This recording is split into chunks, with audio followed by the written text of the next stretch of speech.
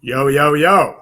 It is Intrinzik, and this is another Proantagcast podcast to celebrate the release of my new upcoming album, Proantagonist, dropping real soon, featuring bonus disc UGH 76.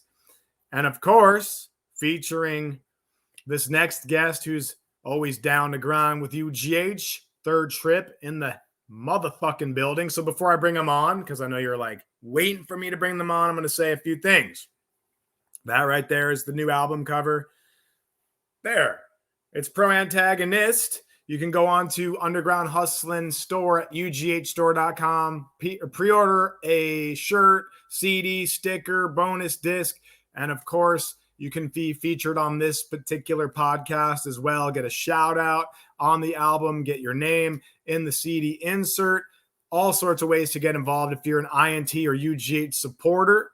So with that being said, without further ado, we got third Tripp in the house. What's going on, guys? I see Denny B and Magix. What's cracking, my friends?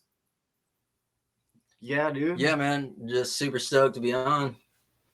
Yeah, dude. It's been a good day. Been a good day. Oh, yeah.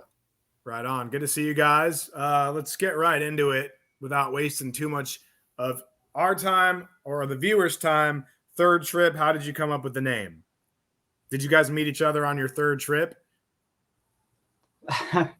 So I think basically between the two of us, this is our third attempt at having like a legit band. We've been in lots of bands together over the past 17 years, pretty much, I would say. And it's our third like legit attempt at it, and so far it's the most successful. So dope. Third we used to be in like a kind of like hardcore, I don't know, kind of like grindcore band back in the day. Yeah, it was pretty like. So this is y'all's third project together. Yeah. Yeah. Oh, cool. Yeah. So he's got like his brother plays drums and shit in the old band, so it's pretty cool. Yeah, a couple rock bands before this and everything, and then started doing the hip hop punk rock stuff, and now we're here right now with Third Tripp. Word. Well, let's go back to the beginning. The first UGH you guys were on. What number was that? 70. 70. So that was AXE, man. Yep. Yes, sir. And how did you hear about it? Have you heard about it before, or did you just sort of like find out about it when AXE announced they were hosting? Yeah, I guess I heard about it, but I think the first time was when Lex was hosting it. And yeah, I heard about it then and didn't know a whole lot about it. Kind of started slowly learning. And then, we basically just kind of talked together. And then I think you had reached out to us or something. And then we got on that Twisted show. And that's kind of what started the whole movement right there for us. Absolutely. The Twisted show. Yeah, I think that was like 2019. 2019, I want to say. Not too long ago. Well, thanks for grinding with us for 3 years now. Let's see. You guys have collabed. We talked about this on the Phantom one, but we can talk about it in more detail. I think the first big collab you guys had was with Lex, or was it Boondocks? So it would have been our Blaze collab. Yeah. Which was the one that we had on GH 70. 70. Okay. Nobody's. Oh, yeah. That was he did the hook, right? Yes, sir. Yeah. So that was a dope song. And what do you feel like the best collab you guys have done thus far has been for the UGH series or in general? Shit. I guess I really like the Blaze one. I've been digging that to this day. That was our first one and everything. I think it turned out really, really well. I don't know if we were just like so excited to be jumping into a whole new project like that, but I think for me, my answer would probably be Blaze, Nobody's. Yeah. Nice. I think just because of like the uniqueness of it, I would have probably said the Gmo collab. So we had on 71. Yep. So from the get-go. Yep. Yeah. That shit's dope. I remember that one. I'm probably being Ron Rubel says whoop whoop, stir crazy, gives us 3 thumbs up. I'm partial to the Boondocks track, man, just because I'm on it too. But I think that shit was dope, man. Yeah, and the video was fire. Like that was spot on. Yeah, the whole package was dope. And I know you guys just did a show Sunday, was it? Or Saturday? Yep. Tell us Sunday, about that. How was that show? Phantom sent me the YouTube clip and it looked pretty sick. Oh yeah, we had a blast. For one of the local legends that passed away a couple years ago, I believe, and so putting it on for him, it was pretty rad. I think overall it was one of our best shows that we've done in the recent years for sure. Okay. It was cool. Tell us about the set list. Like, how did you pick the songs you were going to do, and how long was the set, and like? Yeah, so initially we had a 21-minute set, and it was going to be all of our pop punk shit that we just dropped an album called The Annoyance of Life, and it's like a whole pop punk album. Nice. And hell yeah. And so we're more or less just performing everything on that album. They wanted us to cut our set down to like 10 minutes. But we told them we would just open if we could just play our whole 21-minute set. So they let us just go on first. And we got to bust out a 21-minute set. Yeah, it was a majority of the songs from the new album too. It's straight up pop punk music. Pretty much no hip hop influence on this one, which is kind of a first for a full length album for us. And played majority of the tracks on it. And I think it was a success. It was a pretty giant stage too, compared to our previous ones. So explain the production process on the pop punk record. So basically we don't do it all in-house here at my apartment, and just finding some cool beats and everything, and basically just recording it in the other room right behind us here in my little closet. And all pretty much in-house done. So you're doing the beats there, or you're getting them and adding guitar. Like, how do you get the pop punk sound? So they're pretty much all made up for the most part. They got all the instruments on the instrumental itself already, like the guitar and everything, pretty much all laid out there for us. And then we'll sit and right to it, and then jump in that bedroom back there and then start going. Nice. Mix it all ourselves and everything. There's no third party. There's no nothing. It's just the two of us right here. So this album is out right now? Yep, it actually just dropped last Saturday. We got our physical copies. So nice. Is it on pretty limited Spotify? Is it on Spotify and stuff? It is not on Spotify, unfortunately. Okay, so we're gonna have to get people to hit you up direct, which I'll put all the links in the description for to get their hands on some copies, or to hear some of the digital files as well. So do you ever plan on bringing the pop punk to the UGH, or just keeping this hip hop shit for the UGH stuff? That is a good question. Yeah, I mean, I feel like between the two of us, we'd probably love to do that. Yeah, absolutely. And I mean, like, not that we've necessarily thought we were gonna do it like soon, but there's like certain collabs that I guess like at least you could probably like make happen and everything, or like just trying to like somehow work with like certain artists to do stuff for a UGH album. Right. Sick. Well, my next record after Proantagonist is a punk record, so maybe we can do something there. So you guys have been at this a long time. You guys have stuck together as a core. What is your secret to, like, the hardest part in anything, especially music or like relationship, is like working out the differences and moving forward despite adversity, setbacks, what other people say, like, to keep you down. Like, how did Magix and D3, how did y'all like stay together for this long through so many projects? Like, what about each other did you guys sort of commit to, and how's that gonna look going forward?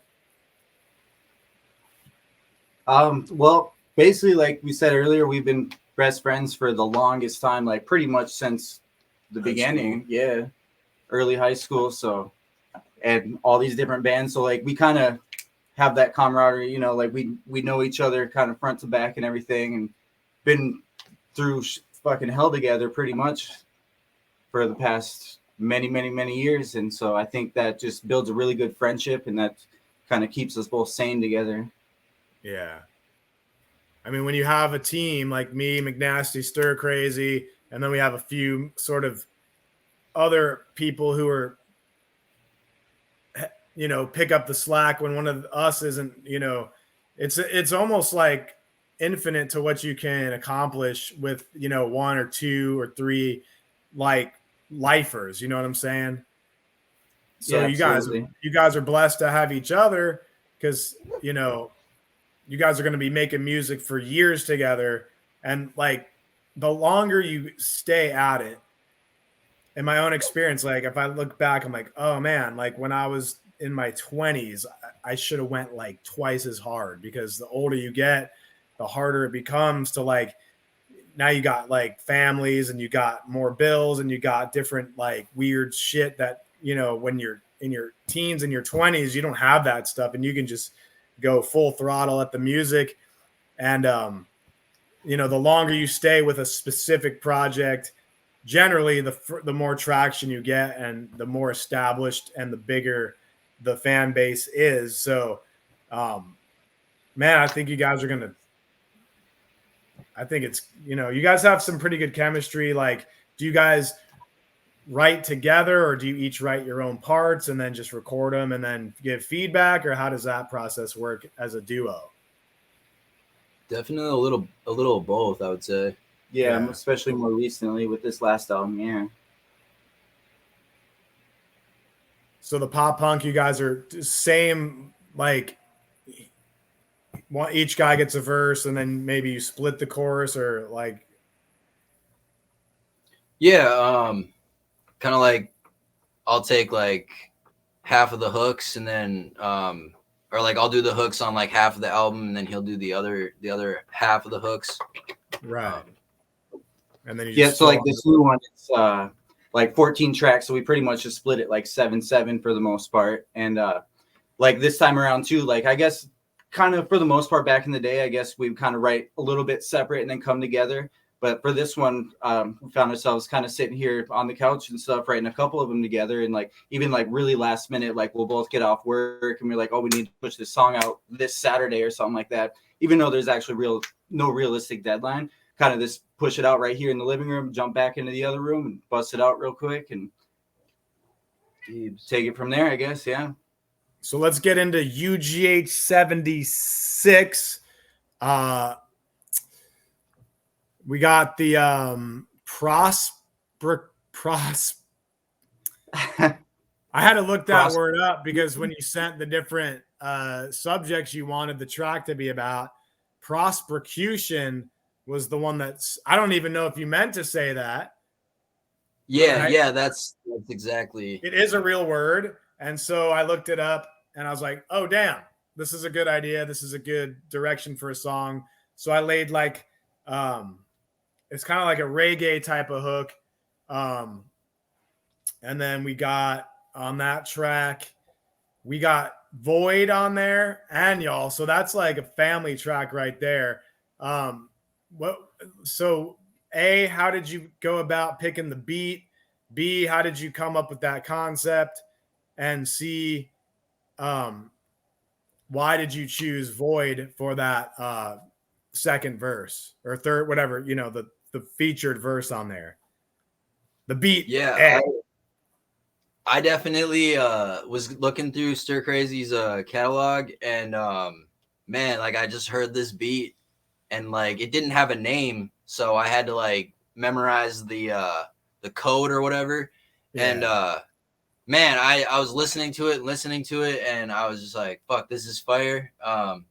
Hit him up, got the beat, and then I assumed he'd be down for it. He hadn't heard it yet, but he loved it. And then yeah, I guess yeah, and Void, you know, listened to him in the past and everything, and thought it was a pretty good fit. And obviously with the Stir Crazy beat and everything, and then having you on it, pretty much like 99% of the other collabs that we've been doing. So that was just kind of a perfect little fit. And like you said, family track. And I didn't think about it that way at first, and that's a really good conclusion to that. Yeah.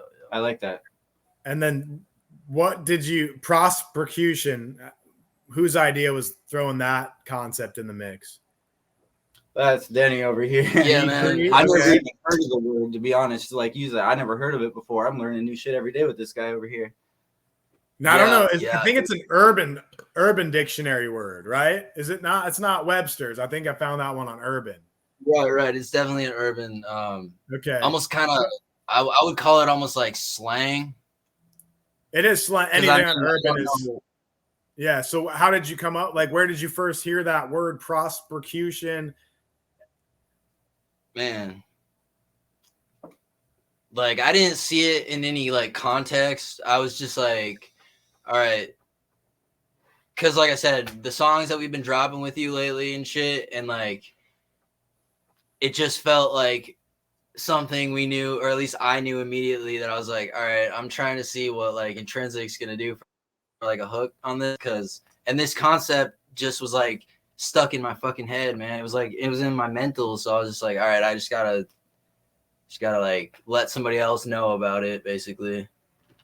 Yeah, it's one of those songs for those who haven't heard it, which is 99% of you, because I'm the only one who's heard it, Void and Stir Crazy and you guys. But the chorus doesn't really have a beat. It's one of those tracks where it's like the beat cuts out for the chorus. So that's something new for me. I usually like the chorus to explode. So it was kind of fun and refreshing to hit a chorus that didn't have like the snare on every 2 and 4. So I think Void killed it. I think you guys killed it. I think we put it together good and kind of that one. I stretched the verse out or the chorus out because Stir Crazy I think had a 6-bar chorus, so I made it 8 just because 6 is kind of weird to me.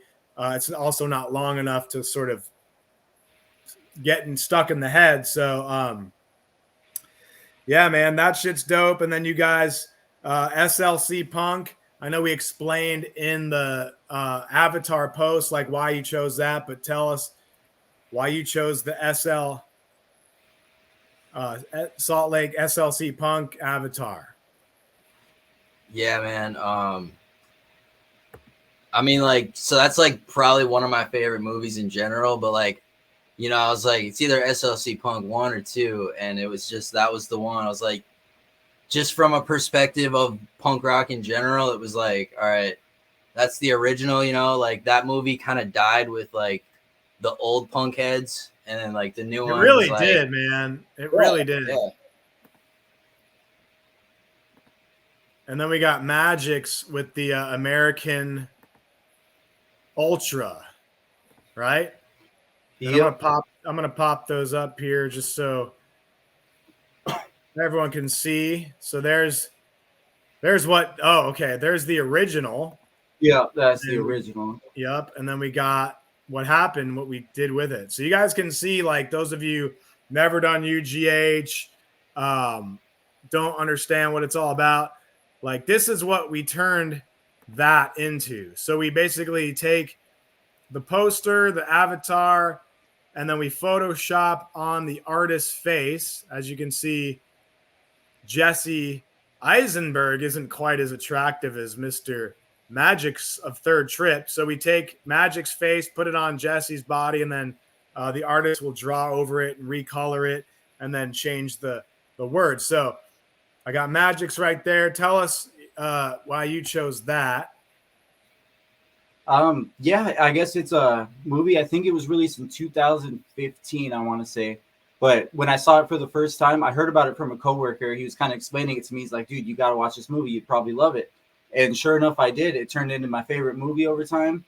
It's like comedy action, like stoner comedy type deal. Like he's pretty much like smoking joints the whole time and getting attacked. And he's got like strategic little ways. He's like this ex like sleeper cell agent. And just goes around like stabbing people with spoons and shit. It's off the wall, man. I've never seen a movie with just that crazy aspect to it. That is crazy. So I'm guessing, so the spoon right there is not for heroin. Nope, not for heroin. I never saw the movie, so I looked at him like, oh, this guy's smoking cigarettes, weed, shooting right. up, and he's a carpenter. So I'm guessing the hammer's also a weapon.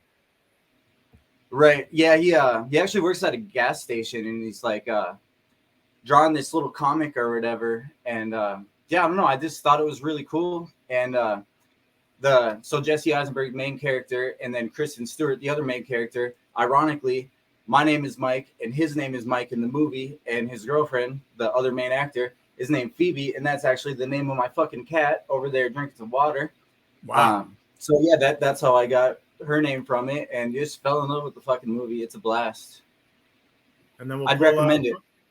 It sounds like Super Bad, Pineapple Express, like Half Baked, one of those classic stoner movies.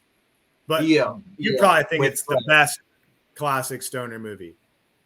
No, not in ways. Yeah, it just has that element of action to it, and I'm not like a huge action person. I like comedy a lot more, but it just got that action in it that just like really hits me, and some like pretty good acting cast on there too. So it clicked, and I don't know. I've named my fucking cat after it, so it's got to say something, right? I think Half Baked got to be my all-time. I watched that movie so many times back in the day. And so then we'll just show you the SLC Punk, Danny D up in the house, D3.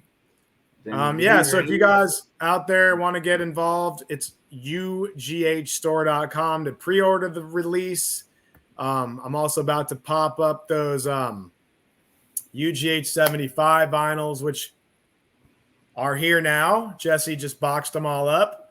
His internet was down all day, but I think he's trying to ship them tomorrow. So again, if you're just tuning in, UGH 75 vinyl is done. I don't have an order yet up on the web store, and I'm going to tell you guys why, behind the scenes business. But because the 74 vinyls still are not here, I'm like, I can't do vinyls anymore that take almost a year to press. So I found a new guy. I didn't want to put him up for pre-order until I got the vinyls, until Jesse confirmed that they are good to go. And we got them today, and they're good to go. So, nice.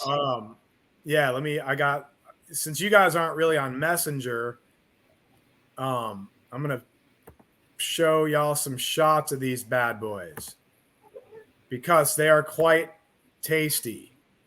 I am going to put them up for pre-order. Those of you who are like, well, I didn't even get my 74 yet. Like, I totally feel for you, man. Trust me. I'm feeling more stressed than anyone because at the end of the day, it's all on me. You know what I'm saying? I got a lot more people depending on me to deliver product to them than you do, but there it is. 75 is done. I guarantee 72. That's the vinyl right there, side A. I think you guys are like somewhere on there. 75. There's the vinyl in the sleeve. What was your song on 75? Actually, I can tell you right now as I pull up the back jacket. You guys are. Okay. Days like this. There'll be days like this. I remember that shit. Produced by Monoxide, featuring HOF. So if you guys want to speak on that song while we just go through the arts, let me know what days like this, like what inspired that one. Yeah, I guess my part, if thinking back on it, I pretty much like just got out of the hospital on this like weekend bender that lasted about 3 years, drinking alcohol, and really kind of like fucked my body up in a lot of things, and it kind of was like a little awakening for me, and I'm still fighting it right now. Like 1 year sober though, so that's pretty rad. But yeah, thank you. Yeah, pretty much, you know, this, like if you look at the last weed ones, at all? No, I'm still smoking weed. Yeah. So you're California sober. That's what they call it. Yep, Cali sober. Right. Yep. All right. Yep. I actually got it written down on my refrigerator over there. I tag my refrigerator all the time, and that's you can't see it, but it looks pretty cool. It's a little big Cali sober sign on there. Yeah, the alcohol is a motherfucker, bro. Like I haven't had a drink in probably 10 years or so, but that's the worst one, dude. You wake up feeling horrible. You do stupid things. It costs a lot of money. It kills your liver. I never heard a success story. Like I heard, like I did ayahuasca and I saw everything in perspective, or I did some mushrooms and I connected to God.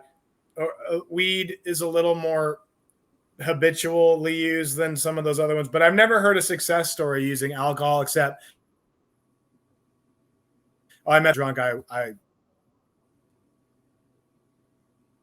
You don't hear like, oh, I found alcohol and like my finances tripled, my relationship got better, and my kids like me more. Never heard that. So congratulations to you for staying off. And Denny, what was your verse on days like this? And we got to kind of wrap it up. My battery is extremely low. So let us know what your inspiration on your verse on this UGH 75 vinyl was all about. Yeah, I just kind of wrote a verse for the beat, like back when I got the beat, and then I had it written for quite a while. I sat on it, and I just, I just kind of practiced it. And then I guess as far as like HOF, HOF is a juggalo, man. So I was like, all right, this dude's awesome. I've been wanting to collab with him for a while, so I was like, all right, gonna see if he's down for this. And so now we got 2 songs with them, I guess. One with the UGH, and then one just kind of like under the table, just kind of a little side collab. Sick. So guys, third trip on Proantagonist, Proantagcast. We're at volume 6 already. Thanks for supporting. Is there any last shout outs you want to say before we shut down for the? Yeah, man. Yeah, shout out Denny D over here for sticking by my side after all these years and through all the shit, especially within the past year, like I just mentioned and everything. It's been a hell of a year. It's been hard. It's been good though. Shout out to my cat. Shout out to you, Mr. Will over here. You're the man, dude. Shout out to both these dudes. Oh, shout out to Jesse, man. Well, shout out to Sir. Shout out to Stir Crazy. See him in the chat right there. That's shout out to Phoebe. I was like pointing earlier. I wasn't ignoring you. She was like puking, and then I was like kind of laughing because she was eating it. But shout out to Phoebe over here. Nice. Shout out to the shit-eating cat. Shout out to Third Trip, HOF, Void, and Stir Crazy, all McNasty, everyone down with the UGH. Yeah, the whole UGH camp, the the whole universe. Family. Yeah, we got Proantagcast signing out. Number 6 here. It's very late where y'all are at. Thank you for sticking around while I finished my to-do list for the day. And we'll see y'all soon on a future broadcast. Much love, many thanks, and peace out to y'all. All right, man. Later. Peace.